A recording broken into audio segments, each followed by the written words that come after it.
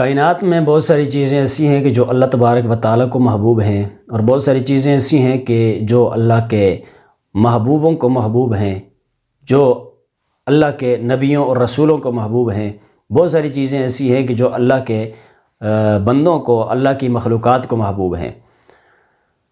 اللہ کو کیا چیز محبوب ہے، اس حوالے سے امام بیہقی رحمۃ اللہ تعالیٰ علیہ نے شعب الایمان کے اندر ایک روایت نقل فرمائی ہے۔ یہ روایت حضرت عمر رضی اللہ تعالیٰ عنہ سے مروی ہے۔ جاء رجل فقال یا رسول اللہ، ایک شخص نبی اکرم صلی اللہ تعالیٰ علیہ وسلم کی بارگاہ میں حاضر ہوئے اور عرض کرنے لگے، یا رسول اللہ صلی اللہ علیہ وسلم، ای شیء احب عند اللہ فی الاسلام، اسلام میں اللہ کے نزدیک سب سے زیادہ محبوب، سب سے زیادہ پسندیدہ چیز کون سی ہے؟ حضور علیہ الصلوۃ والسلام نے ارشاد فرمایا، الصلاۃ لوقتہا، اپنے وقت کے اندر نماز ادا کرنا، یہ اللہ تبارک و تعالیٰ کو سب سے زیادہ پسند ہے، سب سے زیادہ محبوب ہے۔ اور آگے فرمایا، ومن ترک الصلاۃ فلا دین لہ، جس نے نماز چھوڑی اس کا کوئی دین نہیں ہے۔ والصلاۃ عماد الدین، اور نماز دین کا ستون ہے۔ ویسے بھی اگر چھت کوئی قائم کرنی ہو، اس کے نیچے ستون کھڑے کیے جاتے ہیں، تو ستونوں کے ساتھ چھت قائم ہوتی ہے، ستونوں کے بغیر چھت قائم نہیں ہو سکتی ہے۔ تو دین اسلام کے ستون نمازیں ہیں، تو جو نمازیں پڑھتا ہے گویا اس نے دین کو قائم کیا ہوا ہے، جو نمازیں نہیں پڑھتا ہے تو گویا اس نے دین کو قائم نہیں کیا ہوا ہے۔ تو میرے آقا علیہ الصلوۃ والسلام نے اسی لیے ارشاد فرمایا، من ترک الصلاۃ فلا دین لہ، جس نے نماز قائم نہیں کی، جس نے نماز چھوڑی، اس کا کوئی دین نہیں ہے۔ اس حوالے سے ہم سب نے یہ کوشش کرنی ہے کہ ہم اپنی نمازوں کو اپنے وقت پہ ادا کریں، اپنے ٹائم پہ ادا کریں۔ کہیں ایسے نہ ہو کہ جناب ہم نمازیں چھوڑ بیٹھیں اور ہمارا دین جو ہے وہ ہمارے ہاتھ سے، ہمارے من سے، ہمارے جناب شب و روز سے نکل جائے اور چلا جائے۔ بے نمازی کے بارے میں حضور نبی اکرم صلی اللہ تعالیٰ علیہ وسلم نے ارشاد فرمایا، من ترک الصلاۃ حتی مضی وقتها عذب فی النار حقبا، جس نے نماز ترک کی یہاں تک کہ اس کا وقت نکل گیا تو اسے عذاب دیا جائے گا آگ میں ایک حقب۔ اب حقب کیا چیز ہے؟ حضرت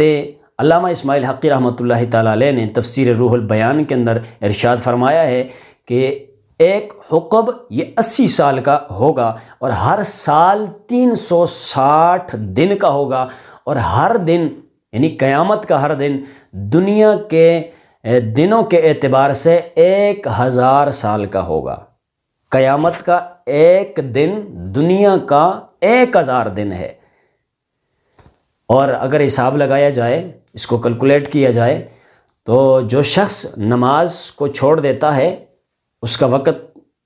گزر جاتا ہے، تو اس بندے کو اللہ تبارک و تعالیٰ قیامت والے دن 2,88,00,000 سال جہنم کی آگ میں جلائے گا۔ اس بندے کو کتنا جلائے گا؟ 2,88,00,000 سال جہنم کی آگ میں اللہ پاک جلائے گا، سزا دے گا، عذاب ہوگا اس بندے کو، جو بندہ نماز ضائع کر دے گا یہاں تک کہ اس کا وقت بھی چلا جائے، اس کا وقت ختم ہو جائے۔ تو اب خود سوچیں کہ ہم آج چند سیکنڈ اپنی انگلی دنیا کی آگ میں نہیں رکھ سکتے ہیں، تو جہنم کی آگ تو ہے ہی سخت ترین۔ تو پھر اس آگ کے اندر جس وقت بے نمازی کو ڈالا جائے گا، جس نے نماز کا وقت ضائع کیا اور نماز پڑھی نہ، تو پھر خود سوچیں کہ کتنا سخت ترین عذاب اس کو دیا جائے گا، اور عرصہ کتنا لمبا ہے، 2,88,00,000 سال آگ میں جلایا جائے گا۔ پھر ہے مومن اور سارے کام کرتا ہے، کلمہ بھی پڑھتا ہے، روزہ بھی رکھتا ہے، حج بھی کرتا ہے، جہاد بھی کرتا ہے، اور ساری چیزیں جو ہیں ان پہ عمل پیرا ہے، لیکن نماز نہیں پڑھتا ہے،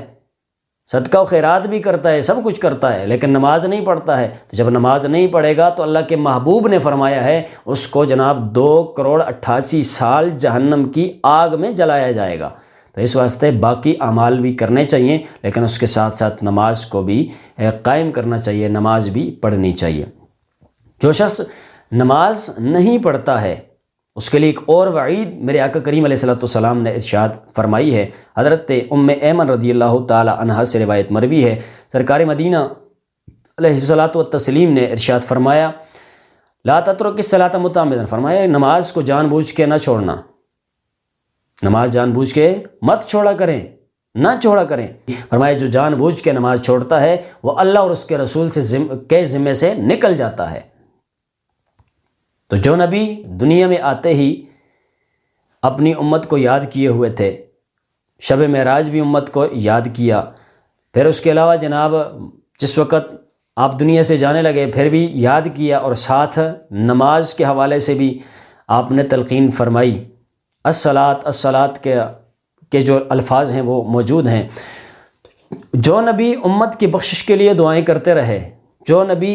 امت کو یہ بتا گئے کہ شفاعتی لأہل الکبائر من امتی، فرمایا میری امت کے جو کبیرہ گناہ کرنے والے لوگ ہیں ان کے لیے میری شفاعت ہے، ایک طرف یہ فرما گئے اور دوسری طرف جب نماز کا معاملہ ہوا، نماز کا تذکرہ ہوا، نماز کے وعید کی بات آئی، نبی علیہ الصلوۃ والسلام نے یہ چیزیں ایک سائڈ پہ چھوڑ دیں اور فرمایا کہ جو شخص جان بوجھ کر نماز چھوڑتا ہے وہ اللہ اور اس کے رسول کے ذمے سے نکل جاتا ہے۔ تو کل قیامت والے دن ایسے نہ ہو کہ جب بندے بہت سارے نبیوں کی بارگاہ سے واپس پلٹیں اللہ کے آخری نبی حضرت محمد مصطفیٰ صلی اللہ تعالیٰ علیہ وسلم کی بارگاہ میں، تو نبی علیہ الصلوۃ والسلام یوں فرما دیں کہ تم تو نمازیں نہیں پڑھا کرتے تھے، میرے ذمے سے تو تم نکل چکے ہو، یہاں کیا لینے آئے ہو؟ تو پھر کیا جواب دیں گے ہم؟ خود سوچیں بے نمازی حضرات کہ کل قیامت والے دن نبی علیہ الصلوۃ والسلام نے بھی اپنی بارگاہ سے آپ کو جناب نکال دیا تو پھر کیا بنے گا؟ کوئی اور حل ہے اس کا؟ اور کوئی حل نہیں ہے۔ تو اس واسطے اللہ کے نبی پہ یقین اور ایمان رکھنے کے بعد پھر ہم نے جناب ان کی باتوں پہ عمل بھی کرنا ہے، اور اس کے ساتھ ساتھ جو اللہ کے نبی نے وعیدیں بیان فرمائی ہیں ان سے عبرت بھی حاصل کرنی ہے، اور ہم نے نماز جو ہے یہ اپنے وقت پہ ادا کرنی ہے۔ حضور علیہ الصلوۃ والسلام نے ارشاد فرمایا، مشکاہ شریف کے اندر یہ روایت موجود ہے، حضرت جابر رضی اللہ تعالیٰ عنہ اس کے راوی ہیں، آپ فرماتے ہیں قال رسول اللہ صلی اللہ علیہ وسلم بین العبد و بین الکفر ترک الصلاۃ، بندے اور کفر کے درمیان فرق نماز کا چھوڑنا ہے، بندے کے درمیان اور کفر کے درمیان جو فرق ہے وہ ہے نماز کا چھوڑنا۔ تو جس بندے نے نماز چھوڑ دی اس نے گویا کافروں والا کام کیا۔ تو ظاہری سی بات ہے کافر نماز نہیں پڑھتا ہے، تو مسلمان نے بھی جب نماز نہ پڑھی تو نماز کے اعتبار سے وہ کافروں جیسا ہو گیا۔ بندہ مومن اور کافر کے درمیان جو فرق ہوتا ہے وہ نماز کا ہوتا ہے، اور یہ نماز بیچ میں دیوار کی طرح ہوتی ہے، اور یہ دیوار بندے کو کفر سے باز رکھتی ہے، دور رکھتی ہے۔ تو جو نماز پڑھتا ہے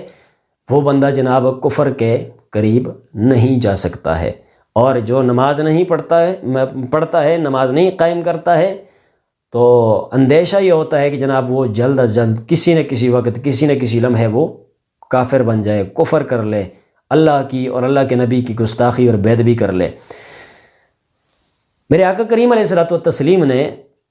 ایک اور روایت میں ارشاد فرمایا، من ترک الصلاۃ متعمدا فقد کفر، جس نے جان بوجھ کے نماز چھوڑی گویا اس نے کفر کیا ہے۔ ائمہ کرام میں سے بعض کا یہ قول ہے کہ جس نے جان بوجھ کے نماز چھوڑی حقیقت میں اس نے کفر کیا، وہ کافر ہو گیا ہے، لیکن عند البعض مسئلہ یوں ہے کہ وہ بندہ کافر تو نہیں ہوگا، جو بندہ نماز جان بوجھ کے چھوڑے گا وہ کافر تو نہیں ہوگا، لیکن اس کو قتل کر دیا جائے۔ اور حضرت امام اعظم ابو حنیفہ رحمۃ اللہ تعالی علیہ آپ نے فرمایا کہ جو بندہ جان بوجھ کے نماز چھوڑتا ہے اس شخص کو سخت سے سخت سزا دینی چاہیے، اس کو کڑی سزا دینی چاہیے تاکہ وہ نمازی بن جائے، اس کو قید کر دینا چاہیے تاکہ وہ نمازی بن جائے۔ جب تک وہ نمازی نہ بنے اس کی سزا جو ہے وہ جاری رہنی چاہیے، اس کو سزا دینی چاہیے، چاہے قید والی سزا دیں یا اور کوئی سزا دیں، ایسی سزا ہونی چاہیے جس کے بعد وہ بندہ نمازی بن جائے، جب نمازی بن جائے پھر اس کی سزا ختم کر دی جائے۔ تو یہ تو تھی بات ائمہ کرام کے حوالے سے، جو ائمہ کرام نے اس نماز کو چھوڑنے والے بندے کے بارے میں اپنی وضاحتیں دی ہیں دین اسلام کو مد نظر رکھتے ہوئے۔ لیکن ایک اور بھی مفہوم ہے، من ترک الصلاۃ متعمدا فقد کفر، جس نے جان بوجھ کے نماز چھوڑی گویا اس نے کفر کیا۔ کیا مطلب؟ یعنی وہ کفر کے زیادہ نزدیک ہو گیا۔ جس نے جان بوجھ کے نماز چھوڑی اس کے بارے میں یہ اندیشہ ہے کہ جب وہ مرے تو ایمان کی حالت میں نہیں مرے گا۔ بے نمازی بندہ، جان بوجھ کے نماز چھوڑنے والا بندہ جو ہے جب مرے گا تو ایمان لے کے نہیں مرے گا، بلکہ بےایمان ہو کے مرنے کا اندیشہ ہے کہ کہیں ایسے نہ ہو کہ جناب وہ بےایمان ہو کے دنیا سے چلا جائے۔ تو جو بندہ بےایمان ہو کے دنیا سے چلا گیا تو جناب وہ ہو گیا نا راندہ درگاہ، وہ ہو گیا نا ذلیل و رسوا، وہ ہو گیا نا خسران والا، وہ ہو گیا نا جناب آخرت کی ذلتوں کا سامنا کرنے والا، وہ ہو گیا نا جہنم کی آگ کے اندر ہمیشہ ہمیشہ کے لیے رہنے والا۔ تو اس واسطے جو بندہ جان بوجھ کے نماز چھوڑتا ہے اس کے لیے جناب یہ ممکن ہے کہ وہ مرتے وقت ایمان کی حالت میں نہ مرے، بے ایمان ہو کے مرے، اس بات کا اندیشہ ہوتا ہے۔ اور جو بندہ جان بوجھ کے نماز چھوڑتا ہے تو اس کا مطلب ایک یہ بھی ہے جان بوجھ کے نماز چھوڑنے کا کہ گویا اس نے کفر کر دی۔ جو جان بوجھ کے نماز کا سرے سے انکار کرتا ہے کہ نماز فرض ہی نہیں ہے، نماز لازم ہی نہیں ہے، نماز کے بارے میں کوئی حکم ہی نہیں ہے، یعنی نماز کا انکار کرتا ہے، تو جو شخص نماز کا انکار کرتا ہے وہ دائرہ اسلام سے خارج ہو جاتا ہے۔ اور جو بندہ نماز کا انکار نہیں کرتا ہے لیکن پڑھتا نہیں ہے وہ گناہ کبیرہ کا مرتکب ہوتا ہے، اور جو گناہ کبیرہ کا مرتکب ہوتا ہے اللہ پاک اس کو دوزخ کا عذاب دے گا۔ لیکن ہاں اتنی بات ذہن میں رکھیں کہ جو گناہ کبیرہ کرتے ہیں، نمازیں نہیں پڑھتے ہیں، نمازیں چھوڑ کے گناہ کبیرہ کا ارتکاب کر لیتے ہیں، ان کے لیے پھر بھی اللہ پاک نے مرنے سے پہلے دروازہ چھوڑا ہوا ہے توبہ کا، وہ کھلا ہوا ہے۔ ابھی سے توبہ کر لیں، موت کا کوئی پتہ نہیں کس وقت آ جائے، ابھی سے توبہ کریں اور توبہ کر کے نماز پڑھنے والے بن جائیں، نمازی بن جائیں، تاکہ کل قیامت والے دن ہم جناب مختلف جو عذاب ہیں ان سے بچ جائیں، اللہ کی رحمتوں کے مستحق بن جائیں۔ اللہ پاک ہم سب کو دین اسلام پہ عمل کی توفیق نصیب فرمائے۔